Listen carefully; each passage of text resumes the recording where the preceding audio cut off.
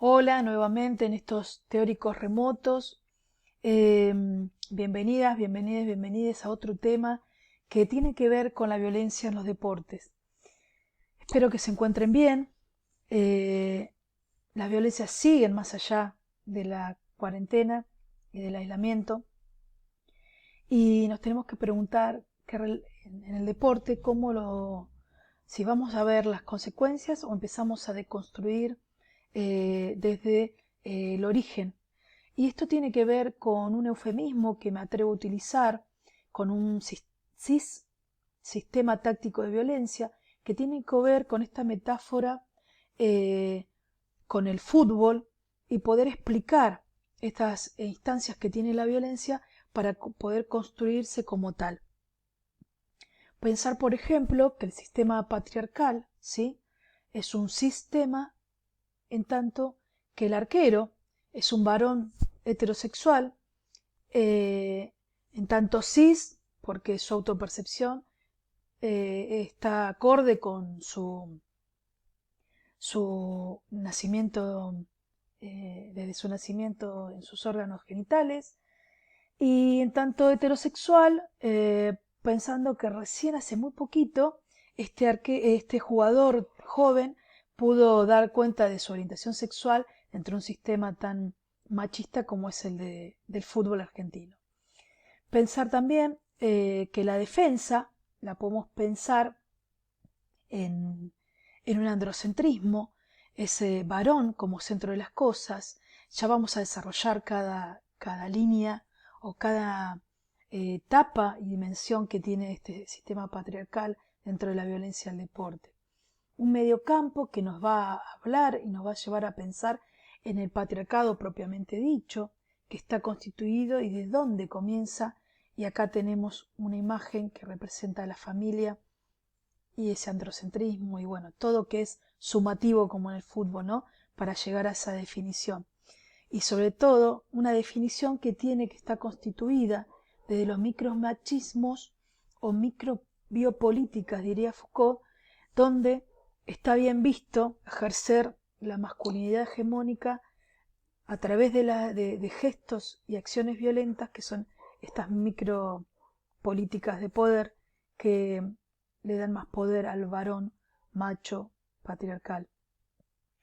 Pensar también en ese trofeo que constituye ya a una masculinidad hegemónica que da cuenta de todo lo anterior hablado.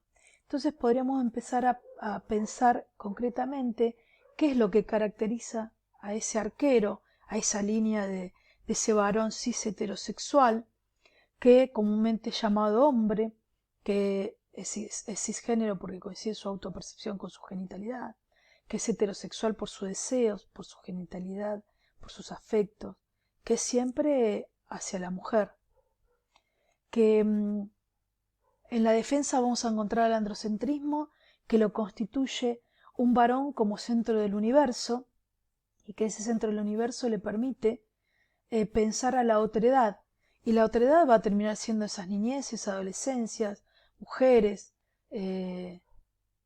las diversidades en tanto trans, travesti, intersexuales, homosexuales, que no son bien vistas ni bienvenidas en ningún deporte. Hoy hablé del fútbol, pero podemos hablar del rugby, podemos hablar del vóley, del hockey, y cómo, según las relaciones de poder en tanto género y en tanto sexo, la sociedad ha ponderado, por ejemplo, a las mujeres en el hockey y a los varones en el rugby, en el fútbol, y así podemos tocar diferentes deportes e incluso los individuales. Esto nos da una consecuencia que es la famosa dominación masculina, que muy bien desarrolla Bourdieu en sus campus de relaciones de poder y que muy bien la desarrolla la sociedad en tanto cis heteropatriarcal, que reproduce estos micromachismos y eh, y, y los podemos ver en tanto, hoy mostramos una foto que lo podía poner en imagen. Y ahora pensando ya, hablando de la imagen, ¿cuál es el problema? de ser un varón cis heterosexual, es que no es un problema. El problema está en creer que es la única opción y que si tomamos esa opción, nos da como resultado la exclusión de los modelos que no son ese propio paradigma. Entonces aquí tenemos a un jugador con su cis masculinidad, ¿sí? Su cuerpo, su corporalidad hegemónicamente que representa esos estrógenos que representan fuerza, que representan la comodidad de estar en ese sistema. Y ni hablar la masculinidad en este sistema de, por ejemplo, les rugby, y cómo encubiertos en eso reproducen violencias, y violencias dentro y fuera de la cancha. Que esto no quiere decir que ser rugby te hace violento, ser futbolista te hace violento, practicar deporte te hace violento.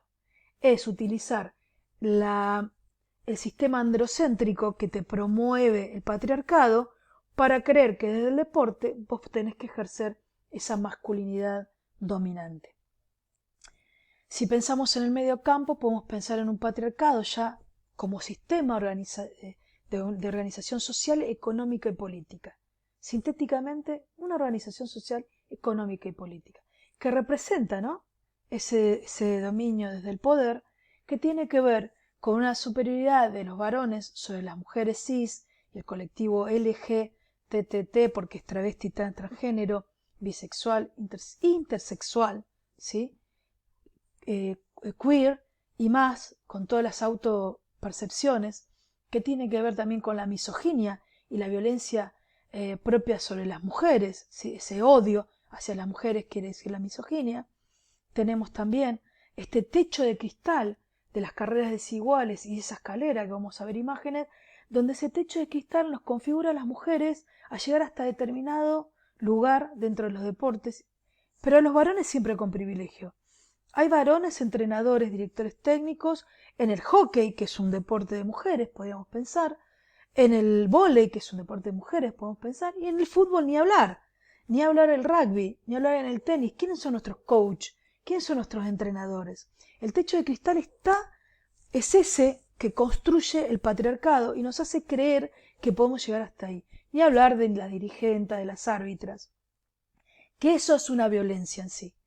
Las relaciones de poderes que tienen que ver con esto que anteriormente dijimos y dónde nos posicionan, hasta dónde podemos llegar, y la interseccionalidad en tanto que me permite poder encontrar a mujeres que no solamente estamos fuera o nos ejercen la misoginia y la violencia concreta en tanto mujeres, en tanto negras, en tanto judías, en tanto no tener, en tanto en nuestra clase social, en tanto lo económico, no para reproducir desde la interseccionalidad de etiquetas, sí para visibilizar lo que sucede en este sistema, que se recuesta en un sistema patriarcal que nos pone en una relación de poder a todo lo que no es hegemónico dentro de este sistema y no nos incluye, y por mucho menos equidad.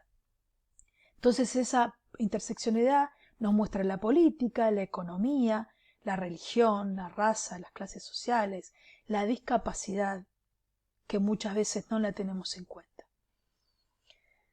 Pensar el patriarcado que comienza en la familia. Miren esta imagen, qué gráfica, ¿no? Ese bigote que decís, que muestra la testosterona que tiene su cuerpo y que nos silencia a las mujeres, nos silencia y que promueve que estos varones también tengan que reproducir ese patriarcado, esa masculinidad hegemónica desde una violencia simbólica, de una violencia que nos invita a pensar qué reproducimos en la familia de micromachismos para llegar a reproducir un sistema patriarcal que muy bien, como un medio campo, como distribuidor de juego, grafica el fútbol, un sistema de juego en el fútbol. Podría ser un base en básquet, un armador, armadora también, porque hay mujeres machistas en el vóley, y podemos seguir así en el resto de los deportes. Fíjense esta imagen de patriarcado. En relación a las instituciones, pensemos las instituciones deportivas y pensemos quiénes nos forman dentro de las instituciones deportivas, desde la propia institución del club de barrio hasta llegar al Comité Olímpico. ¿Cuántas cuantitativamente y cualitativamente somos las que llegamos a esas instituciones con relaciones de poder desde esta interseccionalidad que invito a poder analizar? ¿Cómo es en nuestro propio trabajo, en tanto profes, profas, ejecutivos del deporte y todas las instituciones deportivas que están en este entramado sociocultural histórico? Y aquí la tenemos a Eva, con ese patriarca, nuestro querido Perón, y el resto de los muchachos, en todos sus roles, que legitiman a Eva. El patriarcado le da la posibilidad de ejercer el poder a Eva en tanto mujer. ¿Igualdad o equidad?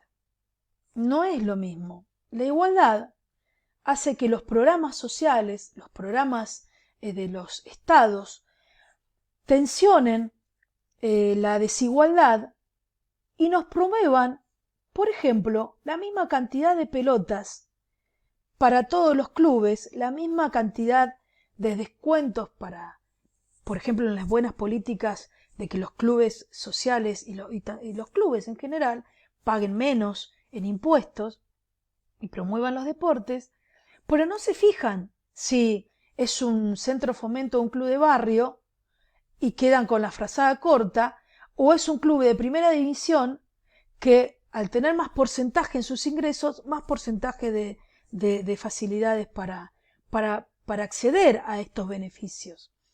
Un club que no tiene ni siquiera internet no va a poder llegar a esas promociones. Entonces tenemos que empezar a hablar de equidad y cómo hacemos que esos programas y que este sistema patriarcal dé cuenta que las violencias existen dentro de los deportes y son legitimadas cuando se las acallan a las voces o cuando se las interpela y no se llega a la posibilidad de pensar una deconstrucción desde el mismo Estado donde recién está comenzando por ejemplo, las políticas actuales del Ministerio de Deporte, donde está el Ministerio de la Mujer también en ese entramado social. Podemos pensar que esa equidad, cuando la diferenciamos de la igualdad, tiene mucho que ver con esto. Sí, le damos una escalera, pero ¿cómo es la escalera de la mujer? Una escalera que tiene su rol de mujer, que también puede incluir la maternidad, que puede incluir otros trabajos que no están equiparados desde la cantidad del ingreso. Y el varón siempre tiene esto tan gráfico, ¿no? La facilidad de ir sin carga y en una escalera que es eléctrica. Podemos definir al micromachismo y después continuaremos con esta definición para cerrar, una definición de micromachismo para dar cuenta de lo macho que soy, ¿no? Entonces esa definición de lo macho que soy, los hombres no lloran, los hombres tienen aguante, ni hablar dentro del deporte las hinchadas o o el varón dentro de esa construcción de aguante dentro del fútbol concretamente, que va a exigir lo que exige. Soy ganador, paro la olla, bancamos la parada, yo tengo la última palabra. Qué lenguaje, ¿no? Y el poder, yo tengo la última palabra. El varón, el dirigente que te dice, bueno, hasta acá llegaron, no pidan más contratos. Se hace lo que yo digo, soy fuerte, soy macho, no colaboro en la tarea de la casa, promuevo chistes y cosificaciones de la mujer. Esto tiene que ver cómo empezamos a ver el origen y no la causa de estos micro